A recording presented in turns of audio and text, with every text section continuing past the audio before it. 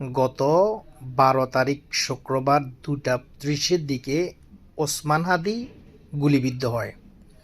আজকে 21 তারিখ, দীর্ঘ প্রায় 9 দিন অতিক্রম হওয়ার পরেও আজকে এসে পুলিশের অতিরিক্ত আইজিপি বলছে যে খুনি যে দেশের বাইরে চলে গেছে তার নির্ভরযোগ্য কোনো প্রমাণ নেই।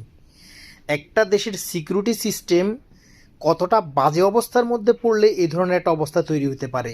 অপরাধীরা কোথায় এখন পর্যন্ত আমাদের দেশের সিকিউরিটি সিস্টেম, আমাদের দেশের বিভিন্ন সংস্থাগুলো এটা জানেই না অপরাধী কোথায়।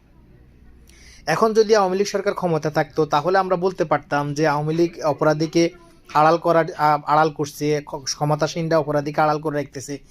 এখন তো জনগণের সরকার ক্ষমতায়, ডক্টর ইউনূসের মতো একজন সরকার ব্যবস্থার অন্তর্বর্তী সরকার থাকার পরেও এখন পর্যন্ত আমাদের সোলজাররা, আমাদের ইন্টেলিজেন্সরা বলছে যে অপরাধী কোথায় আছে এটা এখন পর্যন্ত আইডেন্টিফাই হয় নাই।